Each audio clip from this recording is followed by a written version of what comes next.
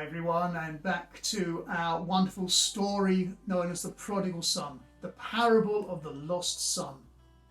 We've reached the point where he's in desperate straits. He's lost his money, he's lost his reputation, he's lost his family, and he's stuck a long way from home.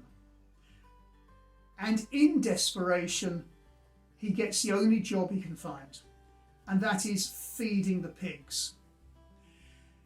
And for a good or bad Jewish boy, this is not what he should be doing. But more than that, the only food he has is the food that was being fed to those same pigs. And the food is what's called a carob, and there's a bitter carob, and they're the ones you would feed to the animals, not the sweet one.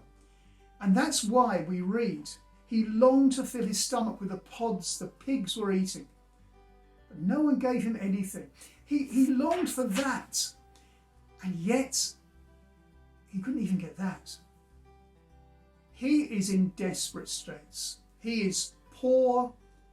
You can imagine that he is muddy and dirty. The clothes are wearing out. And he can look and remember in his mind's eye, or maybe in reality, his father's house, the situation back then. And he makes a decision.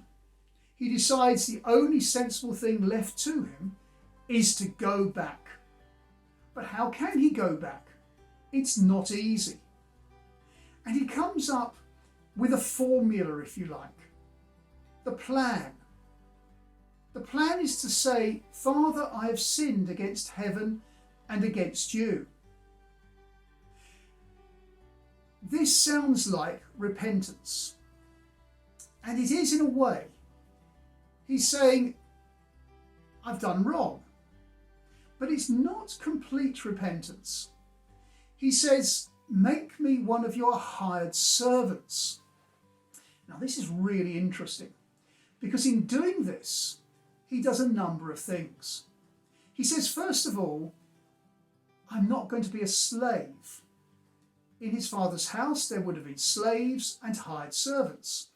One is an income and independence. The other is totally under the control of the father. He says, don't make me a slave, make me a hired servant. Then I have some independence, and then I can start to pay you back and regain my self-esteem. And this is the bit we often forget reading the first part of the story. Not be under the control of my older brother. The older brother's in the background. More of him later. He has a plan, in other words. Yes, I've done wrong, but I'm not quite going to go the whole hog. I'm still going to rely on my own devices, ask my father to hire me as a hired servant, and I can get back what I had before. This is not asking for complete forgiveness. This is asking for a second chance. Well, he's desperate, and we might think it's really quite a good scheme, quite a good idea. But it's not full repentance. It's not falling on God's mercy, knowing that we can do nothing. It is still resting to some extent on what he can do in the situation. He is not yet at the stage where he will give up everything because he is so desperate. What is our repentance like? What are our motives for saying sorry? Do we come to God with a contrite and penitent heart, as the old prayer book puts it?